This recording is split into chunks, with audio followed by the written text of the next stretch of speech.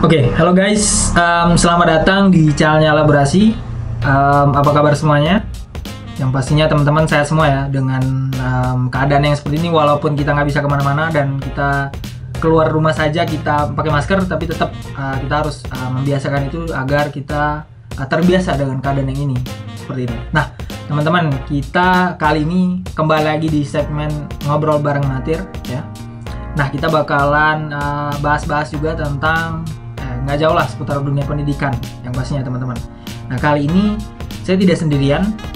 Di sini saya sudah bersama Bro Bagas. Halo. Halo. Halo.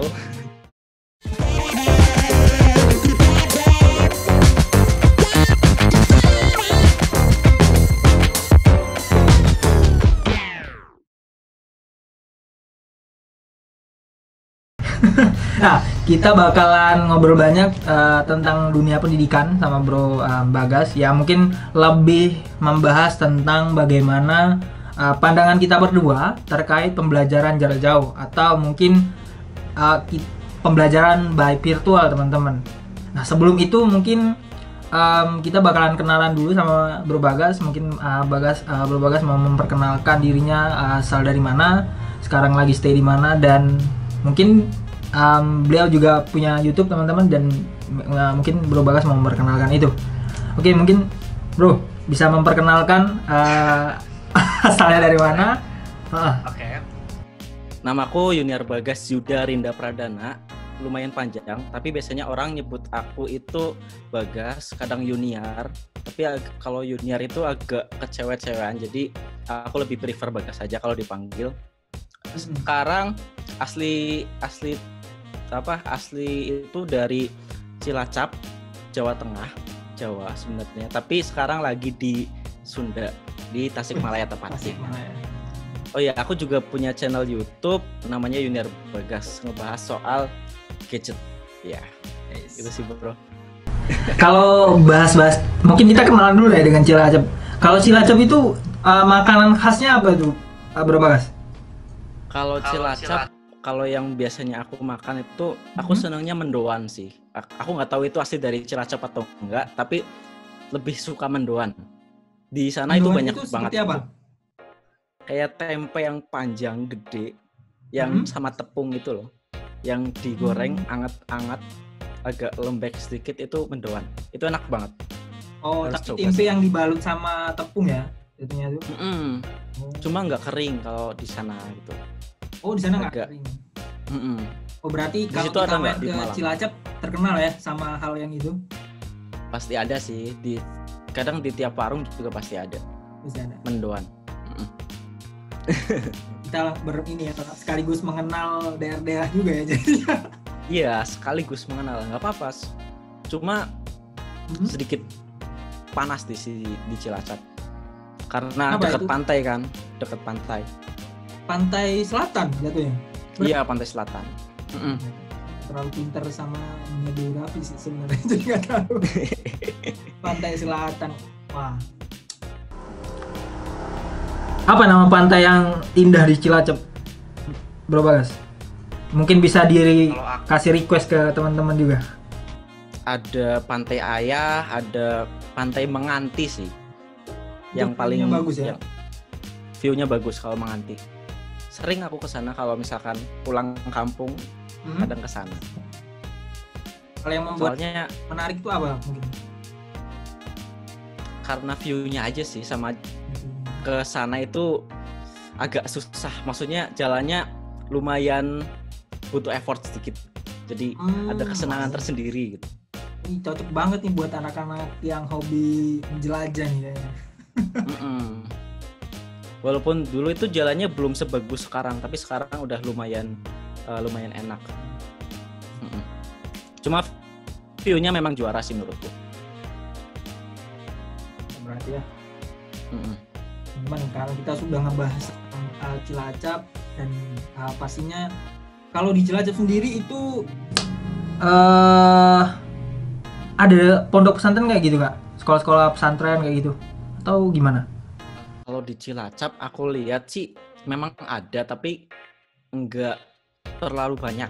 ada tapi nggak terlalu banyak gitu. Jadi ya kayak standar aja lah gitu, nggak terlalu banyak banget. Kalau di sini sekarang yang aku tinggalin di Tasikmalaya itu banyak banget karena dikenal sebagai kota santri sih. Oh. Di sini. Ya, kalau untuk kota santri kayaknya di Jawa Tengah saja, di Jawa Timur pun yang sekarang lagi stay saya di Malang itu kayak ada juga kabupaten yang mengklaim kota santri juga. Jadi kayak emang ini ya, jadi harus benar-benar dipilah dulu ya informasi kota santri. Kota santri. Ya, kayaknya memang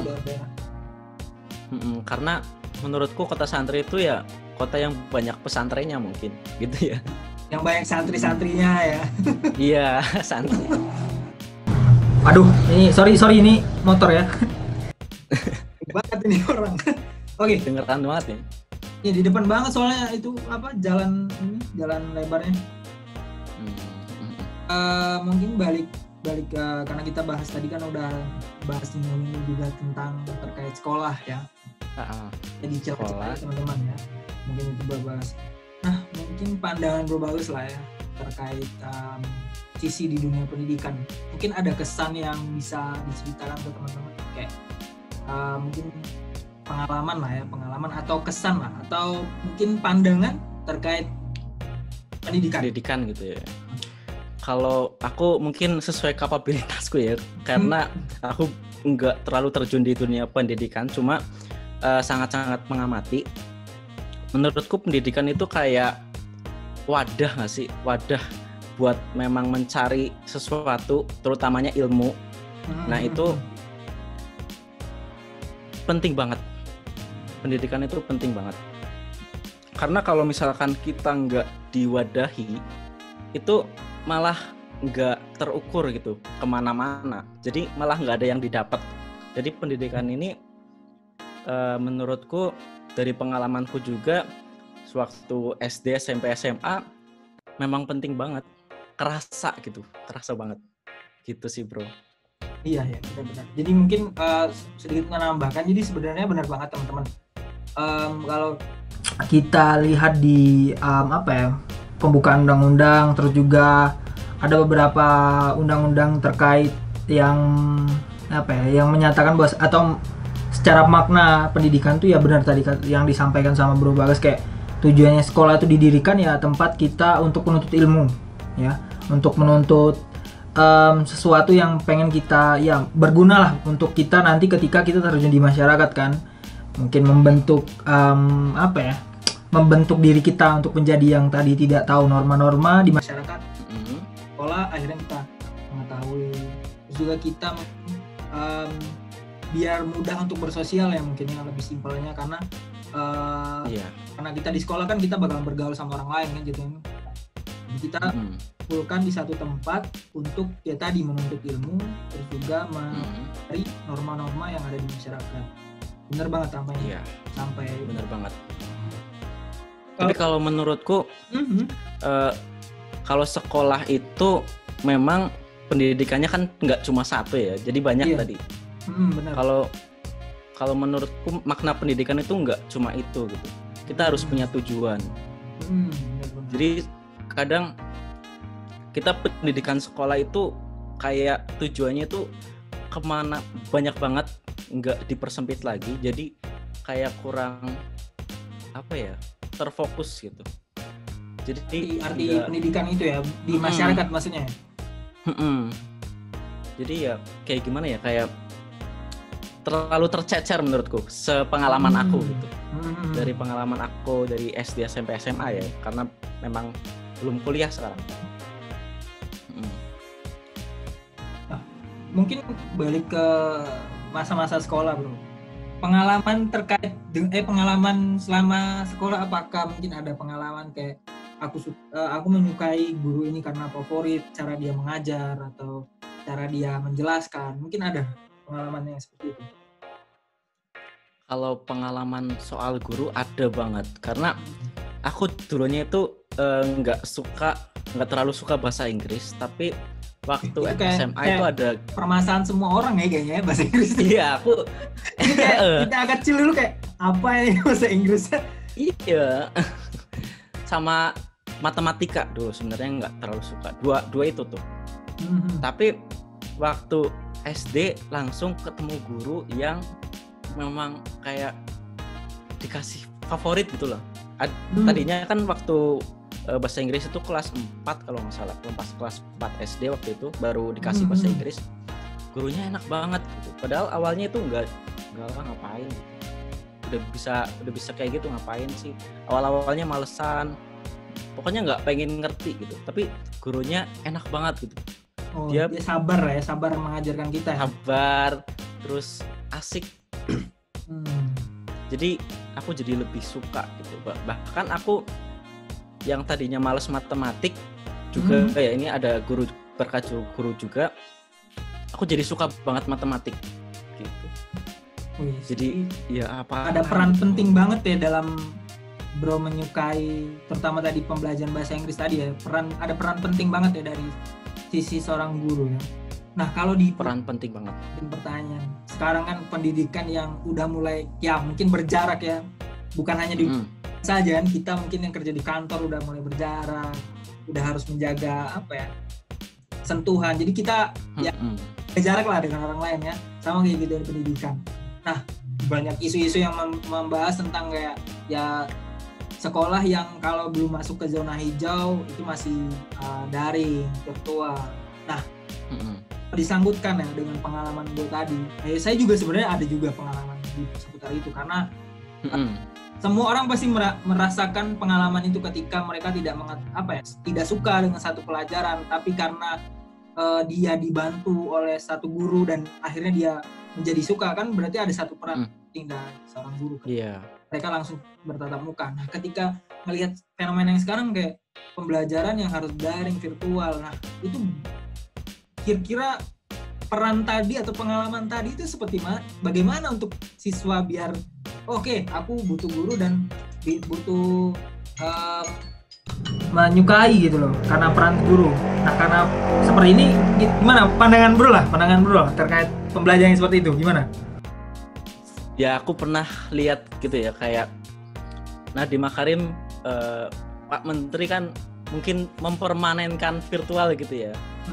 Kayak pernah lihat beritanya itu langsung kayak gak bisa nih gitu, langsung gak bisa pokoknya kayak ngerasa karena based on pengalaman waktu dulu gitu ya, yang dari mulai gak suka jadi suka gara-gara ya bertemu guru yang menarik, maksudnya bisa membimbing dengan baik gitu. Ya aku beberapa kali ikut webinar juga secara virtual, memang agak susah tapi bisa menarik kalau gurunya menarik. Iya. Tapi beda aja rasanya gitu. Itu sih menurutku ya bisa nggak bisa lebih banyak porsi yang nggak bisanya kalau misalkan semuanya kita, virtual. Jika dibandingkan porsi ya. Mungkin karena banyak berita yang kayak sekolah bakalan permanen. Akhirnya mungkin sekarang muncul lagi nih berita-berita yang kayak sebenarnya Menteri Pendidikan tidak mempermanenkan pendidikan virtual itu, tapi hanya sementara. Kita nggak tahu ya. Itu urusan pemerintah, tapi kita lebih bahas di sini ya. Nah, mungkin pembahasan yang selanjutnya mungkin karena kita kan ya bermain di dunia yang seperti ini kan di YouTube. Nah, kita juga belajar di segala macam atau yang hal-hal yang kita bisa otodidak. Kita bisa tanpa guru, tapi kan ketika balik lagi ke mata pelajaran yang ada di sekolah kayak matematika atau guru tadi yang bilang bahasa Inggris kan memang benar-benar harus butuh guru ketika kita bingung ya, bener gak? Bener banget itu. Iya, kadang di otodidak itu memang membantu, tapi guru itu kayak penunjuk arah ibaratnya. Ya, correcting ya, penunjuk arah bisa juga benar-benar. Kayak penunjuk arah. Kita memang bisa belajar, tapi ya itu kalau nggak ditunjukin arahnya, itu malah kemana-mana gitu, malah kurang benar. Jadi memang ya harus berperan penting banget sih guru. Maksudnya memang berperan sangat penting malah menurutku. Dari apalagi matematik, bahasa Inggris gitu ya. Apalagi soal agama lagi lebih ini lagi. Nanti gitu bro. pendapat kita mungkin untuk pembelajaran yang secara daring itu ya memang ya mungkin tidak harus dipermanenkan ya, dan pasti harus balik lagi kan seperti awal, karena tadi Bro Bagas juga udah mengeluarkan statement bahwasannya ya kita butuh seorang guru ketika kita berada di arah tersesat kayak gitu. Mungkin itu sih peran fungsinya guru di sekolah ya, terutama ya. Oke. Iya, benar banget. Mungkin kalau kita bahas lebih dalam kayaknya terlalu melebar. Mungkin itu saja ya teman-teman. Mungkin ada sedikit terakhir Bro Bagas. Pesan ya. Sedikit cerita aja sih paling ya. Jadi dulu aku tuh belajar otodidak tentang perkameraan gitu ya. Itu kemana-mana belajar menurutku udah bisa, ternyata salah kaprah gitu. Iya. Jadi ketemu guru gitu ya, ternyata salah kaprah. Jadi ya gimana ya, nggak bisa dipisahin sih guru itu buat arah gitu doang sih. Pengalaman itu based on pengalaman soal hidup ya. Iya ternyata salah kaprah ya. Jadi guru itu memang benar-benar ya kalau di dunia pendidikan sih ya benar tadi, guru ya sistem pembelajaran itu ya harus benar-benar tatap muka sih sebenarnya. Ketika orang berbicara ada isu mungkin guru bakalan digantikan sama robot, ya sebenarnya nggak bisa sebenarnya, karena balik lagi kalau di dunia pendidikan itu kita berbicara mengajar itu seni. Belum tentu setiap orang ya, misalnya maksudnya katakanlah semua yang ada di Indonesia, belum tentu di Indonesia nih seluruhnya itu punya seni mengajar. Bahkan mereka bisa saja kesulitan dalam mengajar. Dia padahal ngambil jurusan pendidikan misalnya, ya tapi itu kan seni. Sama kayak kita ada penyanyi A sama penyanyi B, mereka memahami kan kuliah sama tentang musik. Tapi ketika seninya si A dan si B itu ada dikit perbedaan kan, otomatis kan kayak ya oke, orang banyak suka ke A, sama kayak gitu. Iya. Bener banget. Iya. Oke. Malah panjang lagi ya, tadi udah. Udah ditutup. Oke, mungkin itulah teman-teman kalau kita berbicara tentang pendidikan. Jadi inilah pandangan kami berdua terkait pembelajaran daring tadi. Terus juga kita udah sharing-sharing sedikit lah terkait apa itu pendidikan. Terima kasih banget Bro Bagas sudah mampir ke channel Elaborasi.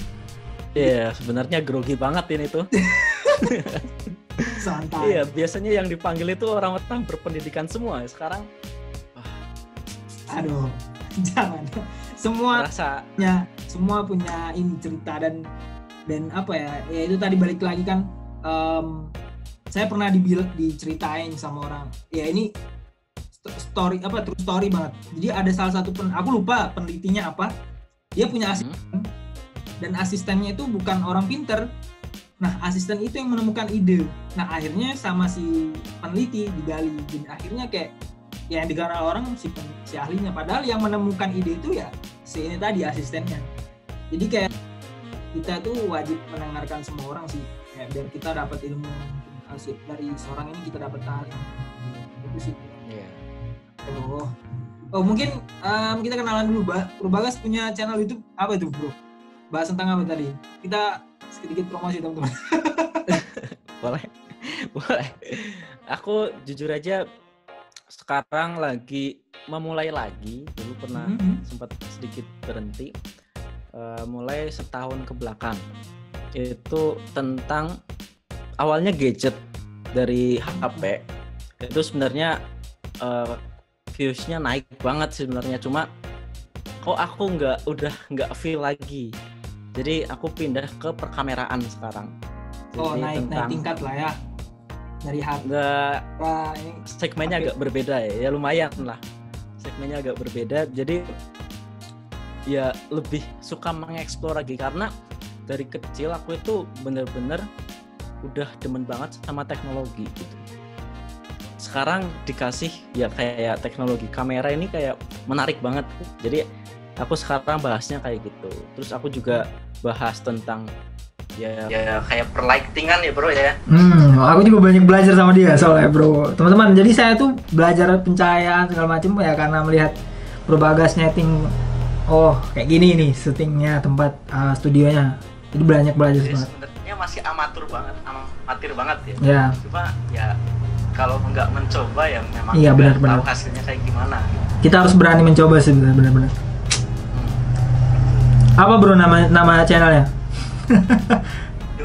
Di sini ada sih sebenarnya Junior Bagas itu nama. Oke, pertama nanti sama kedua. kita tulis di bawah sini teman-teman. boleh. Sama kalau nanti kita juga tulis di link deskripsi teman-teman. Oke. Nah, Ini itu aku nggak nyangka bisa diundang ke sini. Waduh, kayak apa ya nih? Oke, teman-teman,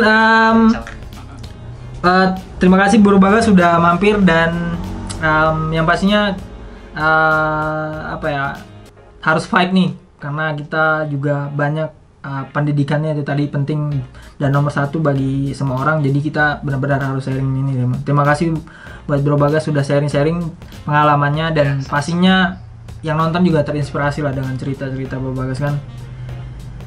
Saja teman-teman, jangan lupa untuk subscribe channel ini dan kita bakalan tetap ngebahas tentang dunia pendidikan, dan jangan lupa untuk banyak tonton video-video kita karena di situ banyak-banyak pembelajaran yang bisa kalian petik. Itu saja dan thank you sudah nonton dari awal sampai akhir.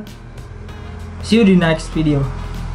Thank you Bro Bagas dan semuanya. Dadah. Siap, sama-sama. Thank you. Jangan lupa buat subscribe Elaborasi Channel, itu keren banget. Thank you. Bye teman-teman.